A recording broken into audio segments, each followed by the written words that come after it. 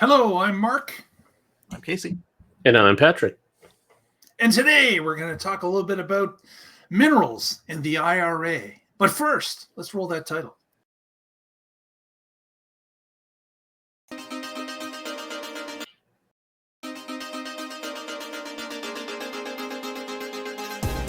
You're watching the Tesla Life Express! Hey everyone, how you doing out there in internet land? Glad you could join us today. With me as per usual, Mr. Casey Green, Mr. Patrick Connor joining us. How are you both, gentlemen? Doing well. Doing good. Excellent, excellent. Today, we wanted to talk a little bit about the IRA, the Internal Revenue Service. No, we're not talking about that. Irish Republican Army? No, not that either. Oh, No, we're talking about the Inflation Reduction Act, which of course had provisions inside of it to provide EV buyers with a $7,500 federal credit if you qualified. And with that also came some bonuses for manufacturers that made the pack, the battery pack in either the United States or fair trade countries that have a deal with the United States. Also, there were some that were outside of that would not have their cars qualify for the $7,500 credit. And the credits have been moving around quite a bit. The percentage of what's built locally and what's not.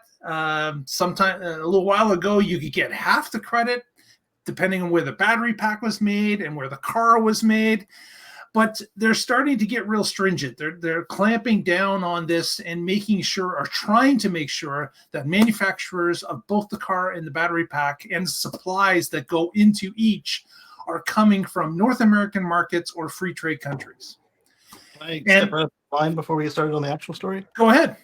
So there were certain political members of the House who passed a trying to roll this back. They wanted to. They say they're afraid that this money is going to go to non-qualifying entities. They're afraid of Chinese companies taking our tax credit, which, as Mark was explaining, can't happen because we have checked for that. Go ahead, Mark. Sorry. So what's been happening is that now manufacturers are scrambling. They're all scrambling, trying to lock down source materials for those battery packs, for those cars, for the manufacturing of both. And I've seen it here in Ontario. We've had a huge amount of investment from different manufacturers like VW, like Stellantis, like Ford, like Honda. They're all getting their production lines in place. They're getting their materials coming in. The supply chain is being set up. And the first story I wanted to touch upon is LG, like any other company, is trying to get their supply lines locked down. And they are out sourcing material. In this case, lithium is coming now from a source that qualifies with the IRA credit. So they're able to buy lithium from, who was the company? It was Liontown. Liontown, correct. Liontown. Yeah. Not Lying Town, Lion. Lithium As in lithium ion. Yeah, lithium ion town. So they have a lithium supply that is in line with the IRA credit and supply chain rules. And LG, of course, has set up or is setting up a brand new battery manufacturing plant in the Phoenix, Arizona area.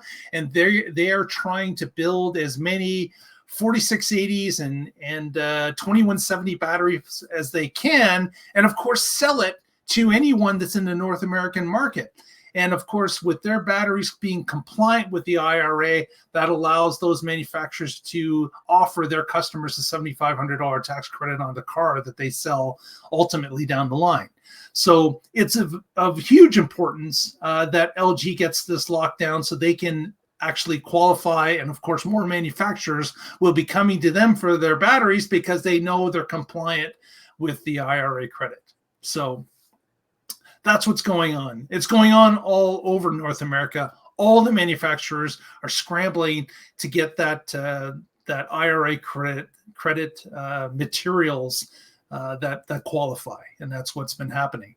And that kind of leads us to the second story, which is about a trade organization who works on the mineral side of things in North America. They are, I guess, they're asking the American federal government to step up enforcement and tracking of where these minerals and supply chains are coming from. Because as Casey mentioned, they don't want companies, bad actors that are just moving shells around to indicate that, oh, we're compliant, you can give us the credit, when really the minerals or the supply chain they're using may not be fully compliant. So without enforcement, though, and agents that are looking into what's going on and where these minerals are coming from, you're going to get bad actors that just try to forge paperwork and move things forward and get the credit when in reality, they're not contributing to the North American jobs and supplies that is driving this whole thing. So they would be paying out to companies that have no right to it. And that can be a very bad thing for an administration that gets this shoved in their face, a year down the road. Why are we giving money to a Chinese company that is not investing in infrastructure in North America? They're not playing by the rules, but they're getting the credit. So this is somebody this trade organization is saying, instead of us running into this problem a year or half a year down the road, we got to step up compliance. And in order to do that, we have to have investigators. We have to have people that are tracking the paperwork, understanding where the minerals are and supplies are coming from, and make sure that those supply chains really are IRA compliant.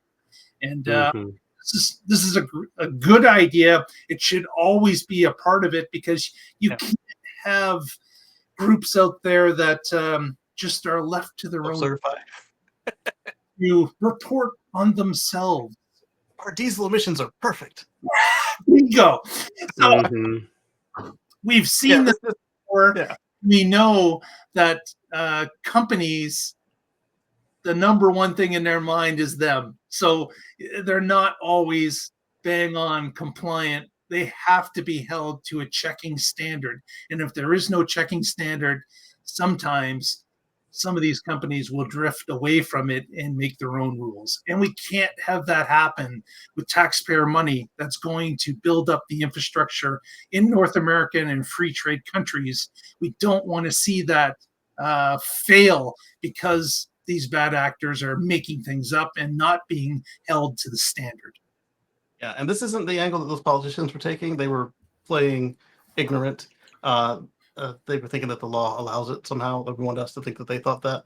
But what they could have done was say, hey, let's make sure that this is enforced correctly. And let's put a little extra money to making sure that we don't give any of this money to a non-qualifying company. But that's not what they did.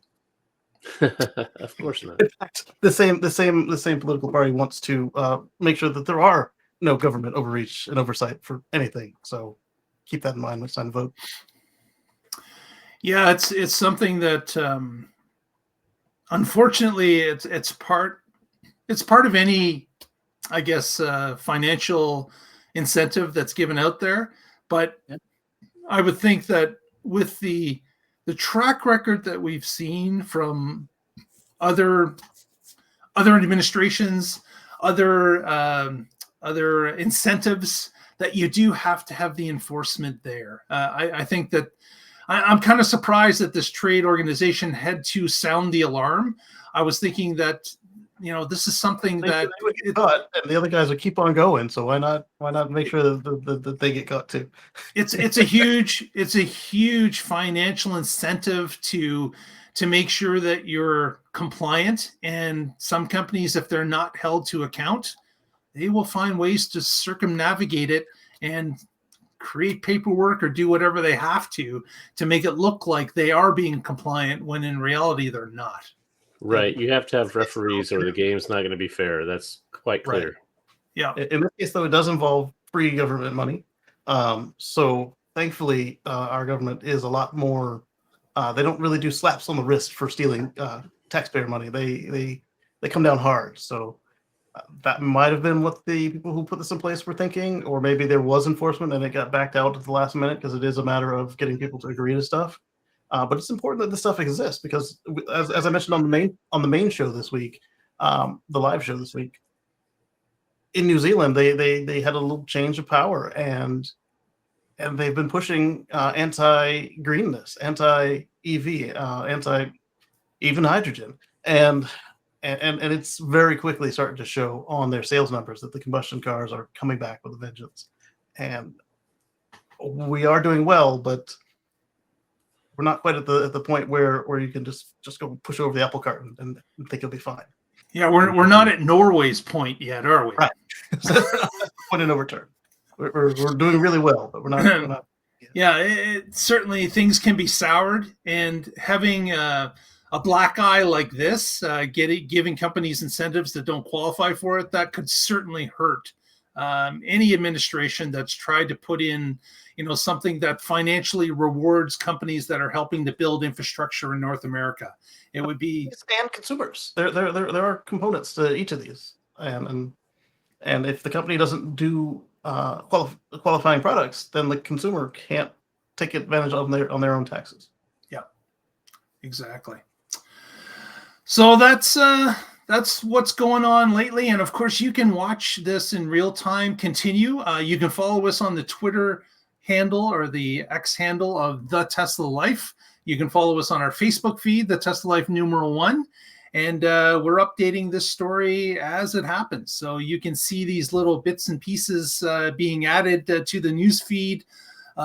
Certainly weekly, you can see these things happening, and I don't see it slowing down. In fact, there are many companies that are speeding up, looking to lock in these agreements and making sure that their cars are compliant. And I don't see that changing anytime in the near future. On the LG specifically, Tesla was asking you if you qualified when you bought your car, and if you didn't qualify, they were giving you an LG car.